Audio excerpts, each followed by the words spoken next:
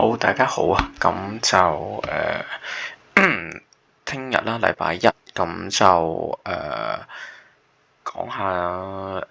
兩隻馬啦。咁我主要咧就想講第四場同第五場嘅。咁第四場我想講嗰隻馬咧就係威武年代。咁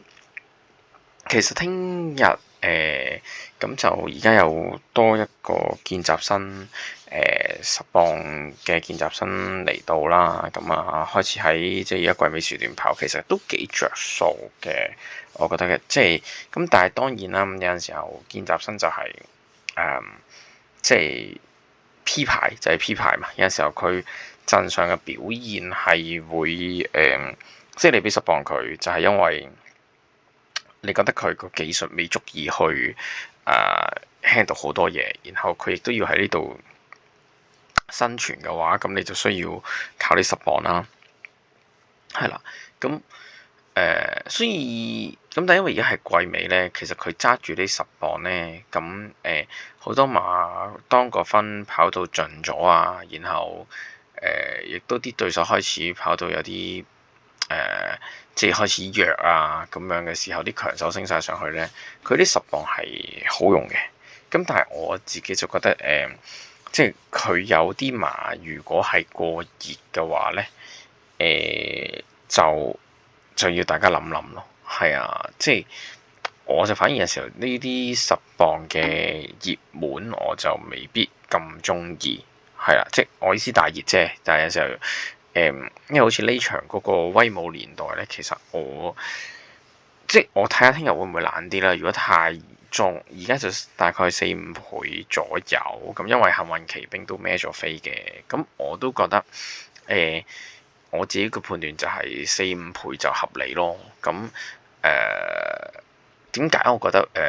即係呢隻馬4-5倍合理咧？咁因為其實呢隻馬都可以睇翻，其實佢由即係佢跑17場馬啦，即係話多唔多話少唔少，但係其實你可以睇翻佢咧，其實就已經好明顯係一隻1,400馬嚟㗎啦，係啦。咁其實佢跑1,400嘅賽績嚟講咧，基本上就甚至乎佢跑17場裡面啦，佢嗰啲基本上上名嗰啲咧，有一半係上名啦。而其實睇翻咧，佢上名嗰啲場次係全部都係1,400米嘅，即係話佢只要跑1,400米咧，佢入 Q 就係即係入有個位置咧，就係好準確㗎啦，已經可以話。譬如可以睇翻嗰個即係佢基本上跑11場，佢基本上應該係填咗所有嘅入位成績，都係喺1,400米度攞翻嚟啦。佢係得2場唔得嘅啫，係啦，係試過得2場係輸嘅，其餘嘅全部都入位嘅，係啦。咁佢所有嘅賽績生涯都係喺呢度啦。咁然後我哋再睇翻，如果我再收窄嘅範圍係去睇翻我直情唔計嗰啲133磅嗰啲，我如果計翻即係佢低過130磅嘅話咧，基本上佢係得一場係跑到離行離辣嘅啫，其餘嘅其實都係好準咁樣跑1、2、3咁樣嘅。咁而佢其實你都見到啦，其實佢甚至乎當佢個磅位係喺125。或者即係總之 around 喺130磅以下嘅時候，佢甚至乎係有能力去贏幾個馬位嘅，即係贏2個馬位啦，或者個幾馬位啦。即係佢贏嗰2場，亦都係喺即係低於130磅嘅時候，能夠跑到一啲輕勝嘅賽果嘅。咁所以其實佢聽日呢啲條件其實全部都翻嚟㗎啦，係啊。咁當然啦，我唯一嘅 concern 就係到底個10磅嘅見習生佢能唔能夠做到咧？即係會唔會 handle 到咧？但係其實即係我又睇翻咁，你對於一個見習生嚟講，佢最緊要你最尾放頭馬佢跑，其實就已經係好啱佢跑啦。第二樣嘢就係、到底仲有幾多隻馬係會同佢鬥放呢？咁其實如果睇翻嘅話，呢場馬我自己或者好啦，我哋可以睇翻我哋可以睇下速勢圖啊。即係其實我又唔係特別中意睇速勢圖嘅，但係都參考下啦。有時都有啲位係可以參考嘅，係咯。唔知睇唔睇到？試一試先。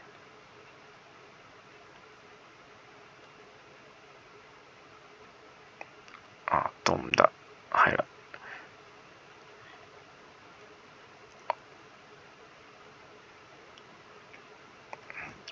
咁唔緊要啦，基本上我講翻即係再簡單講翻，其實就係、我相信呢場馬就其實如果有能力放頭嘅話，同佢鬥燒嘅馬都唔多，同埋你都如果預咗你嘅對手係一個10磅嘅見習生，佢必然而呢隻馬又係放頭嘅，佢又必然係放頭，而且佢放頭多數都唔會差過你嘅時候，咁。你會唔會同佢鬥燒呢？我覺得未必咯，所以我自己就係覺得，相對地呢場馬其實就冇乜馬會去同佢鬥，冇乜馬會同佢鬥燒噶啦。咁所以呢種情況下係啦，我而家開到啦，終於係啦，咁就第4場係啦。其實。即係速勢圖都話到俾你知，其實 Around 可以同佢，即係佢都係單騎領放嘅機會係會比較大嘅，係啊，而且個檔亦都係唔當唔會嘥好多體力啊。咁即係總括嚟講就唔複雜嘅。我對呢隻馬個睇法就係佢本身喺沙田1004嘅賽績，即係已經係好硬淨，然後佢130磅嘅以下嘅賽績嘅時候，係甚至乎係可以曾試過2次都係輕勝嘅話呢，咁已經好足夠令我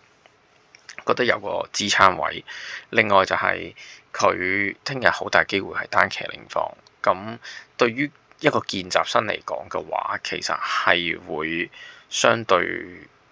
容易處理嘅，係啦。咁再加上就係其實我覺得。呢一刻冇人知道其實到底呢個見習生佢個水準係如何，係啦，因為佢上次贏咗場泥地啦，咁但係其實即本身我覺得嗰隻馬都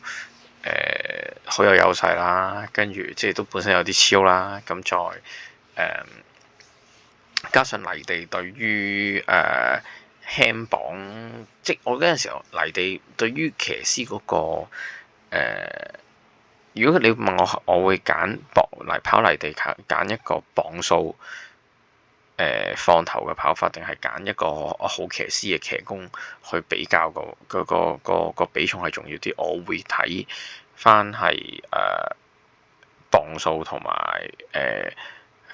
佢嘅跑法，我會覺得喺泥地佔嘅比重會更加多，所以我事實上場都未睇到佢嗰個水準係去到邊。我覺得即係聽日沙田你就可以睇到咯。咁但係有時候其實就咁講好，即係譬如以前周俊樂潘明輝嗰啲，當佢嗰陣時候係揸住10磅嘅時候，而且佢哋都好快就融入到香港嘅節奏嘅時候，其實揸住10磅嗰啲真係仲有優勢嗰啲大師傅嘅。有陣時候喺季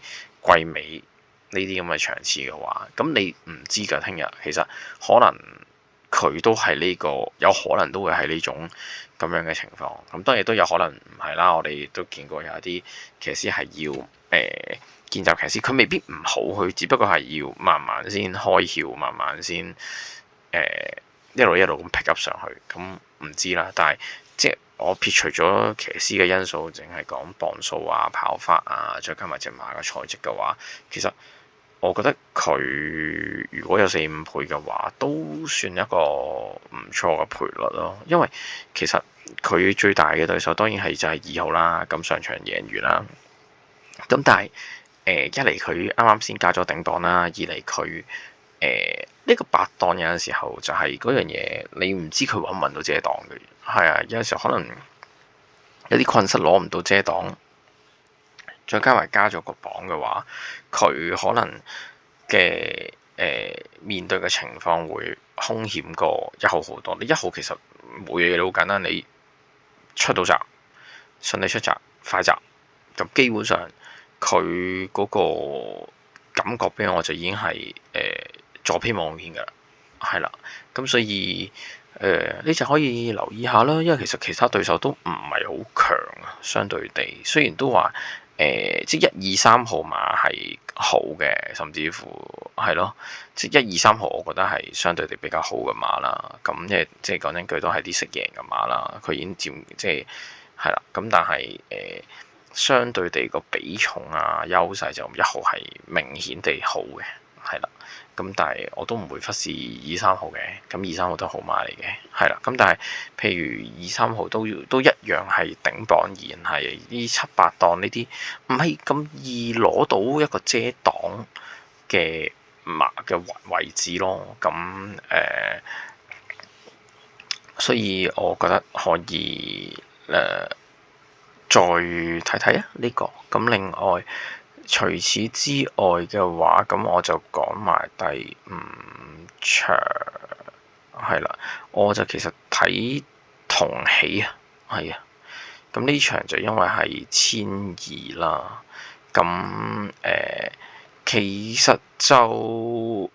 主要我睇中佢嘅原因咧係其實不論佢上場喺跑馬地啦。定係前一場喺沙田跑1200，其實我都覺得佢係跑得唔錯嘅，特別係前一場448嗰場咧，其實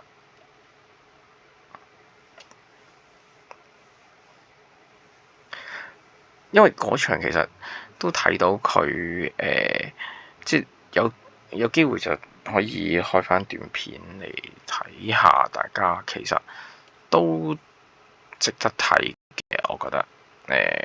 咁。第2暫時係1。咁佢放頭嘅嗰場馬嘅時候咧，咁慢咗閘嗰隻就係遨遊首領嚟㗎。好啦，前面快嘅馬咧，見到中間跨境進行黃衫嘅，外邊同喜咧，佢一路放頭啦，佢好啦，外檔慢慢殺入嚟啦，係啦，9檔慢慢殺入嚟，唔錯嘅，佢跑得係啦，咁呢度放頭都仲有啲領先啦，帶住啦，係啦。咁，然後其實佢後面嗰隻係線路英雄啦，咁我都推介過，其實係即係呢場我都有推介，咁佢贏得好輕鬆啦，之後上到3班都係一樣贏得咁輕鬆，咁即係我都本身覺得嗰隻係超班馬嚟嘅。咁你睇下啦，嗱，其實喺呢度入直路嘅話，其實你見到真係唔係幾多隻馬喺度跑緊嘅啫，係啊，即係有機會冚嗰啲，我意思係。但係其實呢場馬個水準唔差嘅，之後你都見到其他都仲有頭馬較好啦。其實真係要去到同喜，要去到幾時先開始輸俾佢？85米、100米，其實50米先叫做俾佢拋嚟，俾嗰兩隻俾隻頭馬拋嚟。其實即係佢一路喺200米、100米，其實佢都唔係落喺好多下風。咁然後即係我覺得咁講，你同一隻超班馬咁樣跑。你放頭，佢跟住你，即係你咁相對之下，我又覺得其實佢呢個放頭嘅跑法都幾，即係呢場放頭都跑得唔錯咯，已經。咁至於之後其實佢再跑場谷草啦，其實都唔差嘅，其實以11檔嚟講，同埋其實佢上場跑過11檔。都有飛啊！呢隻馬係啊，咁我覺得呢隻馬係明顯今季係好咗嘅，係啦，即係轉去韋達道其實係好咗嘅，我覺得係啦。咁相對之下，我嘅睇法係佢而且亦都好明顯啦，揾到個路程啦，沙田1,200都已經即係叫做起碼落5班都食贏啦。咁而家上翻嚟輕磅，其實隻馬可能仲有得再上嘅，即係我覺得同埋佢如果觀乎佢特別448嗰場嘅表現嘅話，其實係咯，相對地我覺得都幾有即係。因為特別呢場馬呢，其實我又唔覺得話，即係我覺得都有對手，但係佢一嚟排個2檔啦，咁另外其實有啲馬個水準都唔係話特別高，係啦，咁所以亦都咁講，或者有啲馬其實可能都原本識贏嗰啲馬又喺外檔啦，或者重磅啦。咁我反而覺得佢即係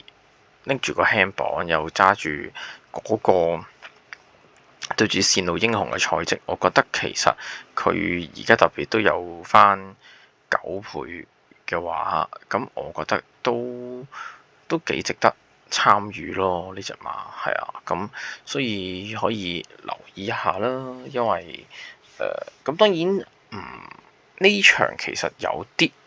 複雜嘅，即係如果你問我覺得有啲混亂嘅。不過我睇中嘅係佢放頭跑，仲有個內欄，仲有個輕磅，係啦。咁呢啲優勢喺一場1,200嘅賽事其實都好重要嘅，係啦。咁所以可以留意一下啦。因為我都唔覺得話應該未必有馬會同佢燒，其實我都覺得連都未必有馬會同佢燒，所以如果聽日係放頭馬有利嘅話，其實我今日講嗰2隻馬，我自己都會即係覺得有着數咯，因為始終都開始進入季尾嘅時候，有陣時候有啲馬如果去唞夠又當銳又放頭嘅話，其實仲要輕磅嘅話，我覺得都係有優勢嘅。咁我就介紹呢2隻啦。